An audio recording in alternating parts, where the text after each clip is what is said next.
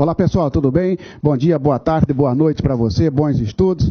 Daremos continuidade no nosso assunto sobre Tribunal do Júri. Hoje nossa terceira aula sobre Tribunal do Júri, né? Nós estudamos a primeira e a segunda aula falando mais especificamente da parte dos jurados, né? Uma parte mais geral.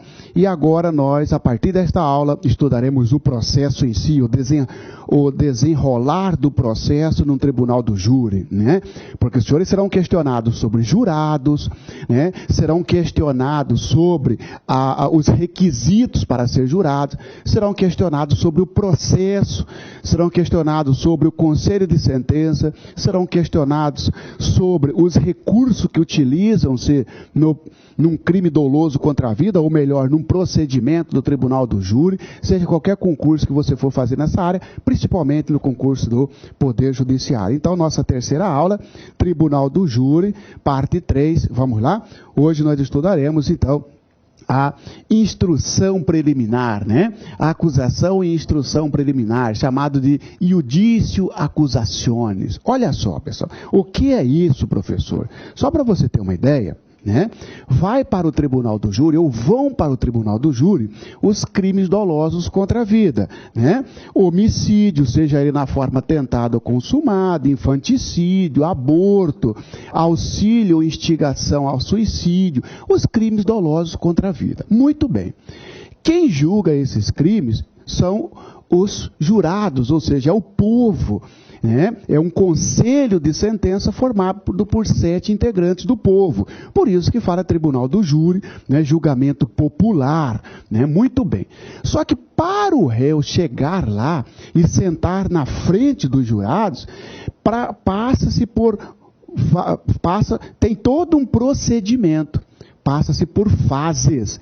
E a primeira fase, e essas fases, melhor dizendo, são duas. Nós temos duas fases, por isso que fala procedimento escalonado. O Tribunal do Júri é um procedimento escalonado, onde nós temos a primeira fase e nós temos a segunda fase. Muito bem. A primeira fase é a instrução preliminar, é o judício, né, ou iudício accusationis, né? E depois vem a fase do plenário, né? O mérito, onde será julgado pelos jurados. Aqui nesta fase, não atua jurado. Não atua jurado. Aqui, nesta fase, quem conduz é um juiz singular, tá? Esse juiz singular é o responsável para instruir o processo, vai ouvir as testemunhas, e quando chegar no final da primeira fase, esse juiz singular, se entender que há indícios de autoria, se entender que há prova da materialidade de um crime doloso contra a vida, manda o sujeito para o tribunal do júri, manda o réu para ser julgado no tribunal do júri. Estudaremos agora esta primeira fase, ok, pessoal? Estudaremos agora esta primeira fase. Quem conduz esta primeira fase? Os jurados. Falso. Esta primeira fase é de atribuição do juiz singular. Você que está me ouvindo, você passou no concurso, você é juiz de direito. Você pegou um processo de um crime doloso contra a vida, no homicídio, para você conduzir. Você vai conduzir esse processo. Só você, não tem jurado, não tem ninguém. Tá? Só você vai conduzir esse processo até após a audiência, você vai dar uma sentença, chamada sentença de pronúncia, né? E esse processo prossegue já agora no tribunal do júri. Agora, cuidaremos da primeira fase, de responsabilidade de um juiz de direito, de responsabilidade do juiz togado. Tá certo? Por isso chamado de juiz singular. Frequentemente nós vamos falar nisso aí, juiz singular, juiz singular. Você já sabe que é a primeira fase do tribunal do júri, tá certo? O que esta primeira fase, senhores, esta primeira fase, ela tem que ter uma duração no máximo de 90 dias, ó, cuidado, isso cai para você. A fase do sumário da culpa, né? A fase do judício judício acusações, deverá terminar no prazo de 90 dias, tá certo? 90 dias. Este período, ele começa com a denúncia e vai terminar com a pronúncia do sujeito. Pronúncia, na verdade, é uma decisão que manda o cara para o tribunal do júri, né? Reconhece que há a prova da materialidade e tudo indica que o fulano de tal praticou esse crime doloso contra a vida, esse homicídio, esse infanticídio, esse aborto, etc. Tá certo? Esta fase, então, o prazo dela será de 90 dias. O sujeito está preso, não conseguiu ser pronunciado, o juiz não conseguiu pronunciá-lo, chegar ao final da primeira fase. Dentro de 90 dias, a consequência é, relaxar a prisão e soltar, porque a lei é clara. O prazo deve ser de duração de 90 dias no máximo, tá bom? O que acontece nessas fases? É isso, nesta primeira fase, vão questionar você. O que acontece? Quais são os atos dessa primeira fase? Simples, o oferecimento da denúncia. Começa com o oferecimento da denúncia. Sim, né? O Ministério Público oferece a denúncia, ou o querelante oferece uma queixa. E aí segue o processo, tá certo? Após o oferecimento da denúncia, né, o juiz vai receber a denúncia. Recebimento da denúncia. Se perguntarem para você, qual recurso cabível contra a decisão que recebe denúncia no tribunal do júri? Não tem recurso. Não tem recurso. Não há recurso. A decisão que recebe é irrecorrível. Pode marcar tranquilamente de olhos fechados. Decisão que recebe denúncia no tribunal do júri, irrecorrível, né? Poderá até ser possível impetrar habeas corpus, mas habeas corpus não é recurso, tá bom? Após o recebimento do recurso, o juiz determina a citação do réu. Citação, nós já estudamos, é o ato pelo qual o réu é informado da existência de um processo, oportunizando a ele o direito de defesa. Muito bem. Após a citação, que você sabe, nós já estudamos a espécie de citação pessoal, por carta precatória, por carta rogatória, por edital, por hora certa, né? Após a citação, vem a defesa do réu, né? O advogado faz uma defesa no prazo de 10 dias a contar da citação. Qual é o prazo para a defesa, para o réu responder à acusação? É a primeira oportunidade dele se defender. 15 dias, falso. 30 dias, falso. 10 dias se estiver preso, falso, independente de estar preso ou solto. Né? O prazo será de 10 dias, independente de preso ou solto. Muito bem, tá? Após oferecer a defesa, o Ministério Público dá sua manifestação sobre a defesa apresentada. Por exemplo, o advogado juntou documento, juntou passagens, demonstrando que o sujeito não se encontrava no local do fato. Alegou uma preliminar, uma prescrição. O Ministério Público será ouvido sobre a defesa, tá? Em seguida, o juiz, colhendo a manifestação das partes, já com a defesa e já com a manifestação do Ministério Público, manda realizar, ou seja, a realização de diligências e inquirição de testemunhas. Opa! Agora, já ofereceu denúncia, já recebeu, citou, defendeu, teve a resposta do Ministério Público, o juiz vai produzir as diligências, pedido pela defesa ou pela acusação, né? A acusação faz esse pedido, inclusive, no oferecimento da denúncia. Aí, marca também a audiência para ouvir todos os envolvidos, ou seja, vítima, se possível, por exemplo, uma tentativa de homicídio, né?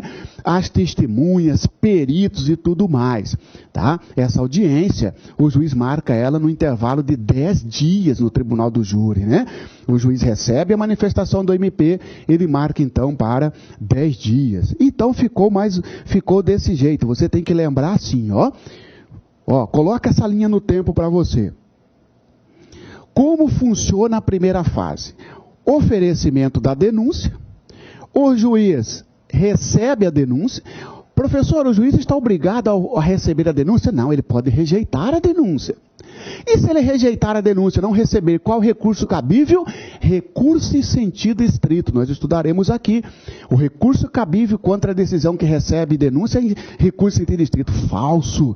Contra a decisão que recebe não cabe recurso. Recurso em sentido estrito contra a decisão que rejeita.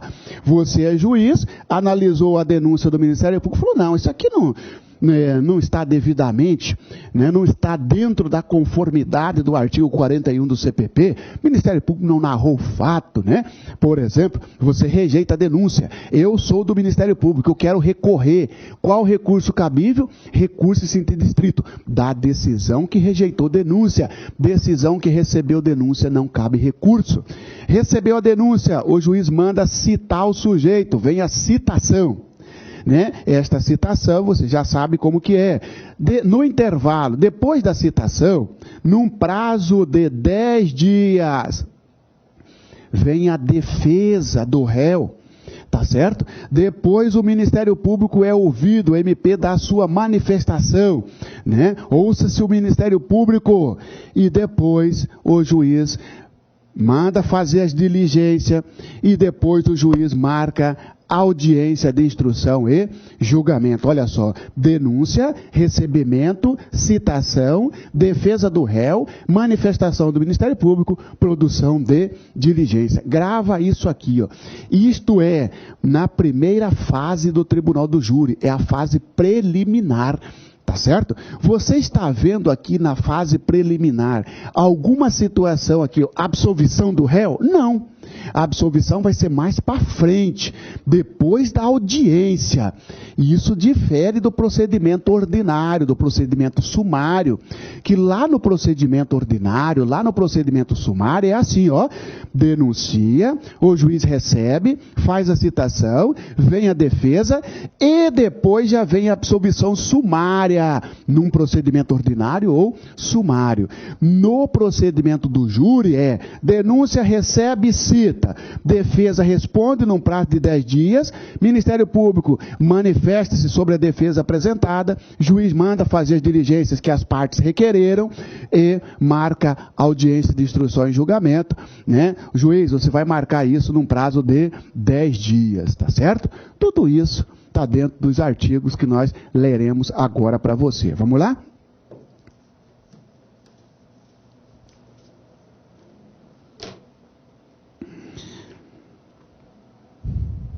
Ok, então, artigo 406. Agora os artigos referentes à fase preliminar do procedimento do Tribunal do Júri. O juiz, ao receber a denúncia ou a queixa, ordenará a citação do acusado para responder à acusação, por escrito, no prazo de 10 dias. É aquela linha, aquilo que eu falei para você, ó.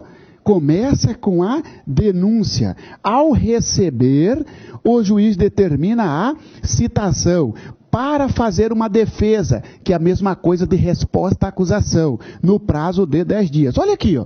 O juiz, ao receber a denúncia ou queixa, ordenará a citação do acusado para responder à acusação RA no prazo de 10 dias. No prazo de 10 dias. Cuidado, porque a pegadinha vem assim, ó. Igualzinho, só muda a palavra. Ao receber a denúncia ou a queixa, o juiz determinará a citação do acusado para interrogatório. Falso! Não é para interrogatório. Era assim no passado. Era assim até 2008. Agora o interrogatório é para o final. Lá no final, depois que produzidas todas as diligências, na audiência, no final da audiência é que ouve-se o acusado. Então, cuidado. Se colocar assim, citação do acusado para interrogatório, você pode tocar um falso ali, que não é para interrogatório que ele é citado. Ele é citado para apresentar uma defesa, chamado resposta à acusação, para responder à acusação. Qual o prazo para responder à acusação? 10 dias. Qual o prazo para responder à acusação? 5 dias, vírgula, estando o réu preso. Falso. 5 dias não tem nada a ver com resposta à acusação. Você lembra que 5 dias é a prisão temporária, ou 30 dias se for hediondo. Lembra disso? Tá certo? Muito cuidado, tá, pessoal? Parágrafo 1º. O prazo previsto no caput deste artigo será contado a partir do efetivo cumprimento do mandado ou do comparecimento em juízo do acusado ou de defensor constituído, no caso de citação inválida ou por edital. Olha só, pessoal, como é que começa a contar esse prazo? A partir do momento que o sujeito é citado. É citado significa o quê? Ele recebeu do oficial de justiça a citação. A partir dali está contado o prazo de 10 dias para ele. Cuidado com aquela pegadinha dizendo, então, o prazo para apresentar defesa será contado a partir da juntada do mandado. Significa que o oficial de justiça volta por fora, demora 5, 6 dias para juntar no processo e a partir daí começa a contar o prazo negativo. Não interessa se o oficial de justiça vai juntar esse mandado daqui 100 mil anos. Começa a contar a partir da efetiva citação, no dia que você, réu, recebeu lá na sua casa a citação. Ou então, se você foi citado por edital, réu, o dia que você comparecer lá no fórum, o dia que você constituir advogado, tá? A acusação deverá rolar testemunhas, até no máximo de 8, na denúncia ou da queixa. Vamos perguntar para os senhores. No procedimento do tribunal do júri, quantas testemunhas poderão ser arroladas, poderão ser ouvidas? 8 para a acusação e 8 para a defesa. O Ministério Público pode arrolar 8 testemunhas. O réu pode arrolar 8 testemunhas, tá certo? Tá? E excluindo os informantes, evidentemente. Então, cuidado, ó. Pode 8 para cada lado, tá certo?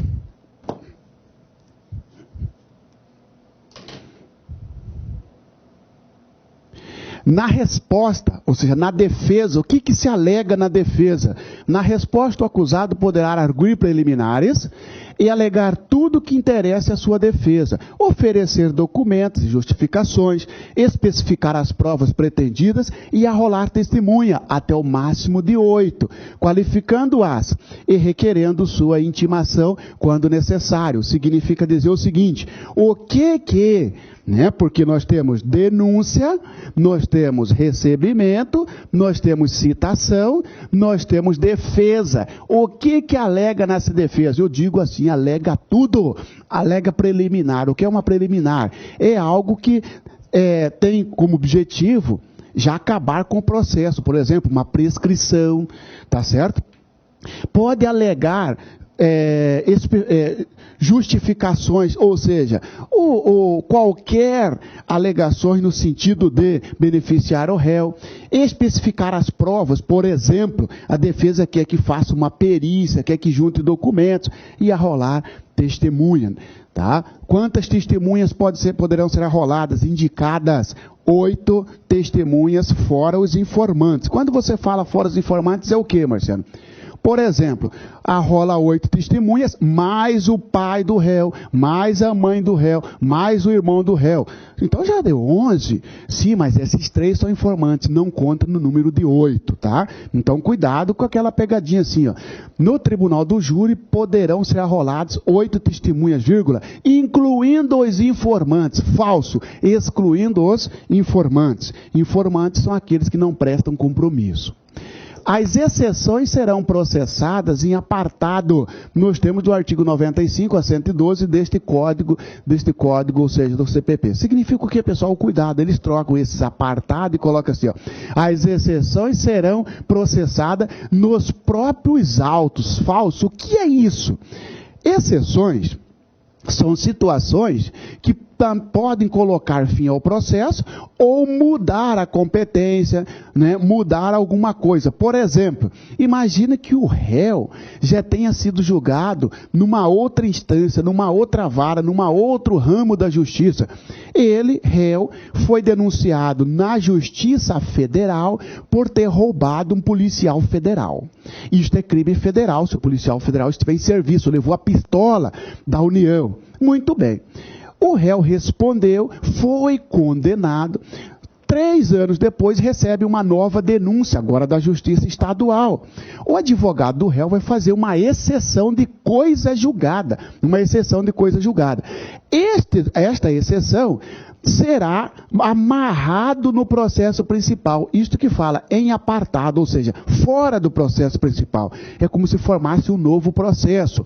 Só que não é um novo processo. Nós falamos em novo, um incidente processual. O processo principal está correndo, aí forma-se um paralelo. Isto que é o em apartado. Então, cuidado se colocar que as exceções serão processadas nos próprios autos. É falso, será em apartado, tá?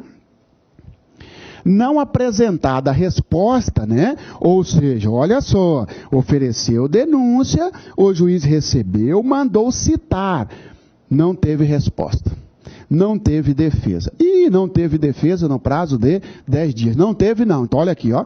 Não apresentada a resposta, que é a mesma coisa de falar não apresentada a defesa, no prazo legal de 10 dias, o juiz nomeará defensor para oferecê-la. Não teve defesa por ausência de advogado, nomeia-se um defensor público que vai oferecê-lo no prazo de 10 dias, concedendo-lhe vista dos autos. Muito bem. Marciano, você recebeu uma citação. Você não fez defesa porque você não tem advogado. Você que está me assistindo, você é juiz. Você vai suspender o processo. Cuidado, não suspende o processo. Você manda esse processo para um defensor público. Você nomeia um advogado para fazer isso. O advogado tem direito de pegar o processo, isso quer dizer, concedendo-lhe vista dos autos. Então a pegadinha aqui seria o seguinte: se não apresentar defesa, os autos ficarão suspensos e também ficará suspensa a prescrição. Pode tocar um falso. Não apresentado defesa, será nomeado defensor para o acusado. Mesmo que ele seja rico, Marcelo, mesmo que ele seja rico, porque não pode tocar o processo sem essa defesa, tá? Apresentada a defesa, o juiz ouvirá o Ministério Público ou o querelante sobre preliminares e documentos no prazo de 5 dias. Vamos para a linha do tempo. De novo, olha aqui, ó. Opa, Ministério Público ofereceu denúncia, juiz recebeu, fez a citação, houve a defesa. Opa, apresentada a defesa, aqui não tem um prazo de 10 dias. Vai ao Ministério Público o processo, que tem o prazo de 5 dias. Para quê? Para o Ministério Público falar sobre preliminares ou falar sobre documentos alegados ou juntados pela defesa. Eu aleguei uma prescrição, o Ministério Público será consultado. Eu juntei um documento, aquele exemplo que eu falei, juntei uma passagem comprovando que o meu cliente não se encontrava no local. O Ministério Público fala sobre esses documentos. Tranquilo? Qual é o prazo para o Ministério Público falar sobre a defesa? 5 dias. Qual é o prazo para apresentar a defesa? 10 dias. Muito bem, tá?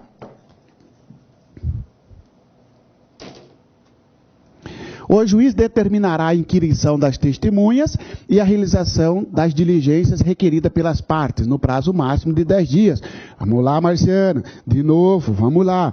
Denúncia, juiz recebe, manda citar, faz a defesa, Ministério Público responde, o juiz tem que fazer as diligências, né?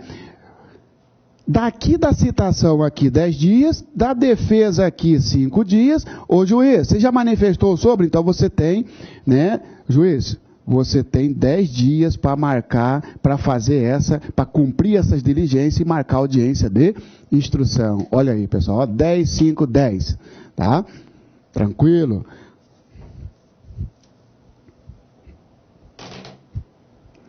Audiência de instrução e julgamento. Opa! Pô, se oferecer, olha, acompanhem comigo, ofereceu denúncia, juiz recebe, manda citar, réu defende, Ministério Público fala, juiz tem 10 dias para marcar audiência e produzir as diligências. Marcou audiência, vamos para a audiência de instrução e julgamento. Quais são os atos processuais que ocorrem nessa audiência? Aqui para você acompanhar o seguinte, ó, acompanhe comigo, você vai ser servidor do Poder Judiciário, por enquanto, se Deus quiser, e de acordo com o seu esforço, você vira juiz. Então você, como servidor do Poder Judiciário, ou do Ministério Público, ou da Defensoria Pública, né, você tem que saber Quais são os atos que ocorrem nesta audiência? A audiência de instrução. Lembrando, senhores, que esta audiência não tem jurados ali, você concorda? Porque nós estamos na primeira fase do tribunal do júri, na primeira fase do procedimento do tribunal do júri. Por enquanto, está somente o juiz, só você conduzindo este processo. Você está preparando este processo para futuramente ele chegar ao tribunal do júri, aos jurados. Muito bem. O que acontece nesta audiência? Declarações da vítima, se possível, porque eu imagino um homicídio consumado, não vai ouvir a vítima. Agora, num homicídio tentado, por exemplo, até mesmo num aborto provocado por terceiro, em que o terceiro provocou o aborto na mulher, vai ouvir a mulher, numa tentativa de homicídio, etc. Muito bem. Se for possível, primeiro a prestar declaração na audiência é a vítima. Em seguida, ouve-se a testemunha da acusação e depois o da defesa. Primeiro o da acusação e depois o da defesa. Em seguida, vem o esclarecimento dos peritos, né? Lembrando sempre que o esclarecimento de perito precisa de prévio questionamento, precisa pedir antes da audiência, né? O perito tem direito de receber antes da audiência, num prazo de 10 dias antes, para ele responder os quesitos, para ele não ter uma surpresa quando chegar na audiência, previamente requerido, né? Ainda na audiência, se for possível, faz, né, as acariações, que na verdade é confrontar uma testemunha com outra, uma vítima com outra, réu com réu e etc, né? Reconhecimento de pessoas ou coisa, tudo dentro da audiência.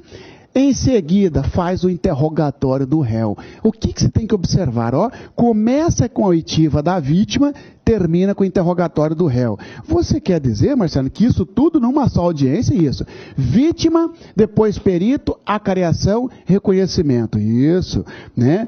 Primeiro, vamos lá. Na audiência, tá? Na audiência, vai. Essa aqui é uma audiência. O processo vai, segue. Lá na audiência, vamos ouvir a vítima. Vamos ouvir os peritos, né? Vamos ouvir, vamos ter acariações, tá? E assim sucessivamente, tá? Agora veja bem, só pegar nessa sequência aqui, olha aqui, ó. Só pegar nessa sequência, na verdade, né? Só um momento. Na verdade, a sequência, vamos fazer essa sequência na audiência, pessoal? Na audiência, nós iremos ouvir a vítima, em seguida, tá? Ouve-se as testemunhas, vamos fazer certinho, testemunha da acusação, depois ouve-se as testemunhas da defesa, depois é que vem, né? Depois é que vem os peritos, esclarecimento de peritos, depois vem a acariação, né? Depois vem acariações, depois vem o reconhecimento, aí continua na mesma audiência, depois do reconhecimento de pessoas, interroga-se o réu, depois vem os debates orais, antes disso o pedido de diligência. Tudo isso aqui, professor, você acontece numa audiência, isso. Então, cuidado. A audiência no tribunal do júri é una. A audiência na primeira fase do tribunal do júri é una. É uma audiência para ouvir vítima, ouvir testemunha de acusação, ouvir testemunha de defesa, ouvir perito, fazer acariação, fazer reconhecimento, interrogar no final o réu. Interroga-se o réu no final. Ouve-se a vítima inicialmente. Por isso, professor, que tem audiência que começa às 13 horas e vai terminar às 21 horas. Isso mesmo. Olha só, começou às 13 e terminou às 21, porque a audiência é uma só. Ali na audiência vai ouvir vítima, vai ouvir testemunhas, vai ouvir perito, vai fazer a cariação e vai produzir todas as provas. Eu tenho que saber essa sequência, você tem que decorar essa sequência, tá certo? Você um pouquinho mais de esforço, você lê 3, 4 vezes os slides, você vai decorar essa sequência. Eu esqueci a sequência. Não pode esquecer que o réu é sempre por último. Não pode esquecer que o réu é sempre por último, ok?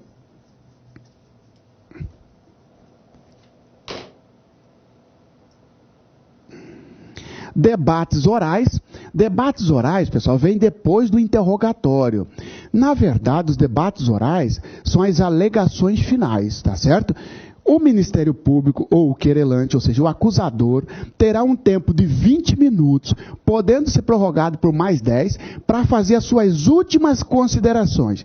Nesses 30 minutos, 20 mais 10, o Ministério Público vai explicar todo o processo para o juiz, convencendo o juiz, por exemplo, a pronunciar o sujeito. Já a defesa terá também, depois do Ministério Público, 20 minutos mais 10 minutos para convencer o juiz de que o réu ou deve ser absolvido ou que não há prova suficiente para a condenação, não, para a pronúncia, para impronunciado. Ou vai convencer o juiz de que, na verdade, o crime é outro, precisa desclassificar o crime. Muito bem. Tá? Nos debates orais, daqui a pouco eu falo para você de um tempo mais específico. Por exemplo, se tiver vários réus, cada réu conta-se o prazo diferenciado, o tempo diferenciado, tanto para a acusação quanto para a defesa. Eu e você nós estamos sendo acusados por um crime de homicídio. Nós fomos para a audiência, produziram-se todas as provas, ouvindo as vítimas, né, as testemunhas, né, os peritos, acariações, reconhecimentos, interrogatório. Nós somos 2 réus. 30 minutos mais 10 para mim, 30 minutos mais 10 para você. Ou seja, a acusação terá, então, 1 hora para fazer as suas últimas considerações e os nossos advogados também terão 1 hora, porque 30 minutos para cada um. Ou seja, o tempo para acusação e defesa é individual nos debates orais. Cuidado, hein? Se falar para você assim, o tempo para a defesa será, no tribunal do júri, será individual para cada réu, ao passo que para a acusação o tempo é único. Não, a acusação também terá tempo individual para cada réu. Ou seja, se tiver 3 réus, 30 mais 10 para um, 30 mais 10 para outro, 30 mais 10 para outro. Ou seja, o Ministério Público terá, então, 90 minutos. A defesa, 90 minutos. Já no procedimento ordinário, o tempo é individual só para a defesa e não para a acusação. Mas isso no ordinário. Nós estamos estudando júri, o tempo é individual. Tá? 411, olha lá, pessoal. Na audiência de instrução, proceder-se-á à tomada de declarações do ofendido, se possível. Troca isso aqui, sempre. Tira se possível e coloca sempre, está falso. Nem sempre vai ouvir a testemunha, o ofendido. Porque se ele morreu, né, professor? Isso. Procede-se também à inquirição das testemunhas arroladas pela acusação e pela defesa, nesta ordem. Por que ele fala nesta ordem? Primeiro da acusação e depois da defesa, tá? Bem como os esclarecimentos dos peritos. Logo depois vem os peritos, as acariações e ao reconhecimento de pessoas e coisas, interrogando-se em seguida, interrogando-se ao final o acusado e procedendo aos debates orais, tá certo? Essa é a sequência, esses são os atos da audiência de instrução e julgamento. Ou seja, primeiro vem a declaração da vítima, depois das testemunhas, depois vem o esclarecimento dos peritos, acariações em seguida, reconhecimento, depois interrogatório, debates orais. Tá certo? Os esclarecimentos dos peritos dependerão de prévio requerimento e deferimento do juiz. É o que eu falei, precisa pedir antes. Você que está me ouvindo, você quer ouvir um perito na audiência. Você tem que fazer um prévio requerimento. Quando vai para dispositivo referente ao perito, lá fala que perito pode prestar depoimento? Pode, mas ele tem que receber o questionário. O que você quer saber do perito? Com 10 dias de antecedência. As provas serão produzidas em uma só audiência. Então a audiência é una. A audiência é una, sim senhor. Olha aqui, Tudo isso ocorre dentro de uma audiência. Começa com a vítima e vai terminar com o interrogatório. Eu ainda digo mais, vai terminar com os debates orais, porque, ó, vítima, depois testemunhas, lembra disso? Depois das testemunhas da acusação, vem testemunha de defesa, depois peritos, depois acariações, depois reconhecimento, interrogatório ao final, debates. Tudo isso numa só audiência. Por isso que a audiência é una, podendo o juiz indeferir as consideradas irrelevantes, impertinentes ou protelatórias. As provas serão produzidas numa só audiência, podendo o juiz indeferir as provas consideradas irrelevantes, impertinentes ou protelatórias. Aquelas provas que não têm nada a ver para desvendar o caso. O advogado quer levar uma testemunha, quer ouvir uma testemunha, por exemplo, que nem conhece o réu, para falar bem do réu, não estava no dia do fato, não conhece a vítima, então que relevância essa testemunha tem para o processo? O juiz pode indeferir? Pode, tá certo?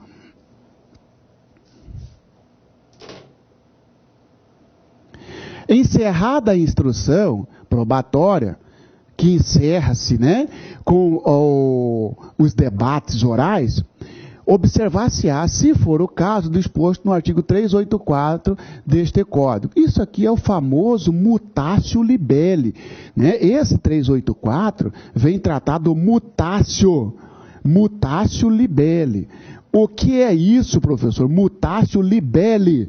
Mutatio libelli, senhores, é quando, imagina o seguinte, imagina que determinada pessoa, determinada mulher foi acusada por infanticídio. Tá? No final do processo, verificou-se que, na verdade, não há infanticídio. Né? Aliás, vou dar um outro exemplo, vou deixar esse infanticídio para o outro. O sujeito foi acusado por tentativa de homicídio. Né? A acusação, a denúncia lá atrás, ó, foi por tentativa de homicídio. O processo seguiu, ó, terminou com os debates orais. Né? Começou com... Né?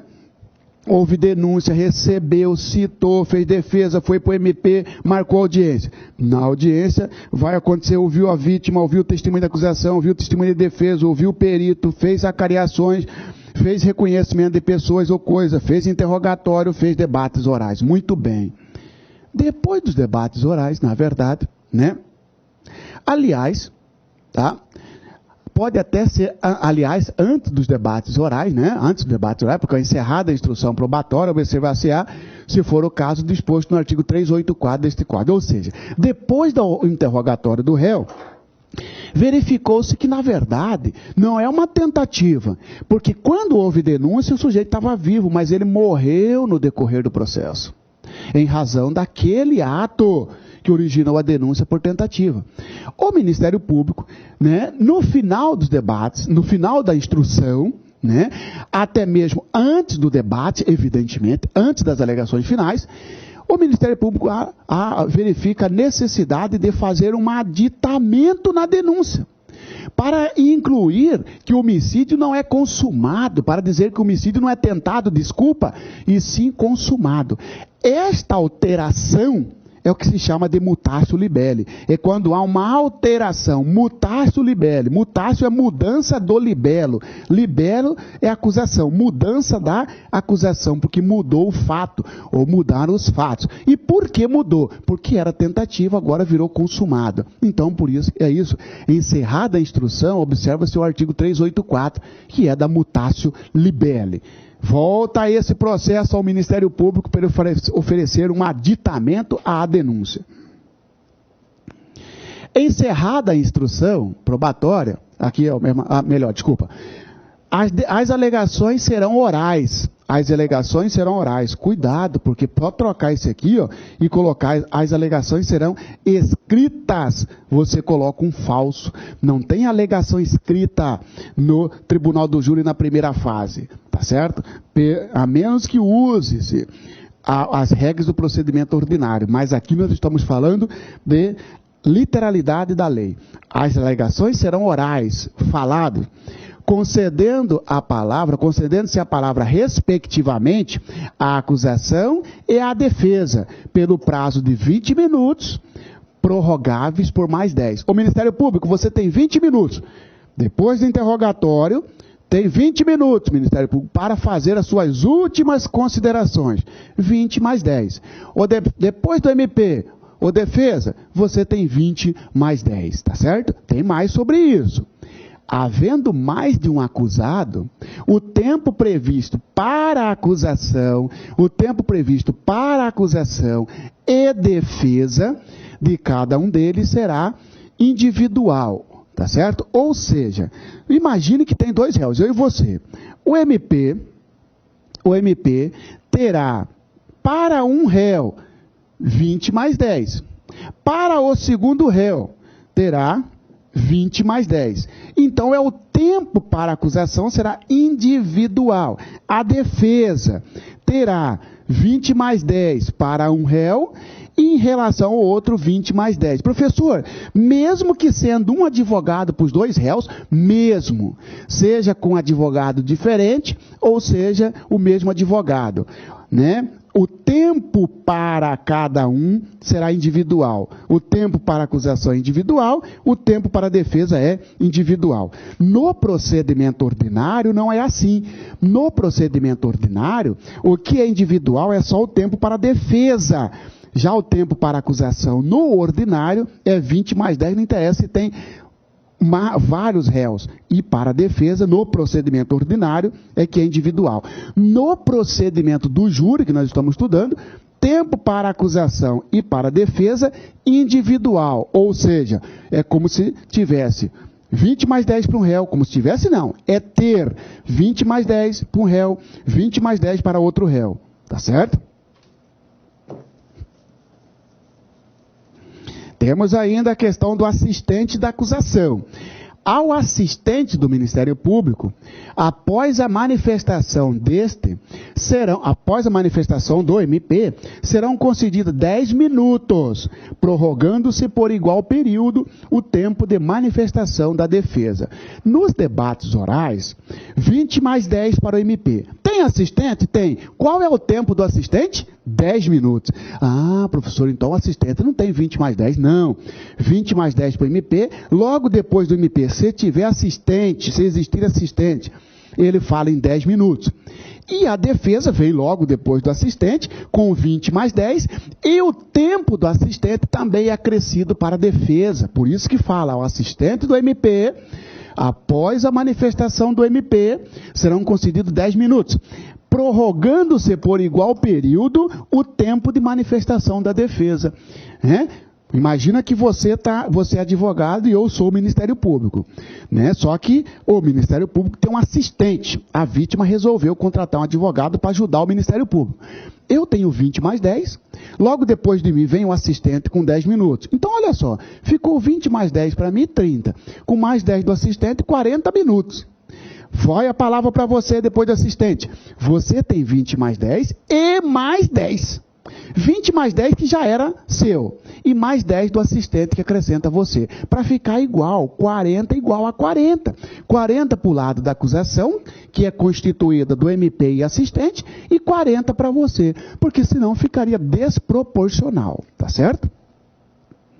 Nenhum ato será adiado. Por isso que a audiência é uma só. Nenhum ato será adiado, salvo, exceto, quando imprescindível a prova faltante, determinando o juiz a condução coercitiva de quem deva comparecer.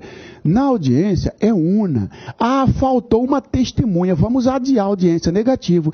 Para a audiência e manda buscar a testemunha. Faltou um documento aqui, faltou o laudo. Não, o juiz verifica. Esse laudo é imprescindível para a audiência? Não, pode ser juntado depois. Então, toca a audiência. Nenhum ato será adiado. A menos que imprescindível, a menos que necessário. Fora disso, não se adia. A testemunha que comparecer será inquirida independentemente da suspensão da audiência, observada em qualquer caso a ordem estabelecida no caput deste artigo. Olha só que interessante. 8 testemunhas para a acusação, lembra disso?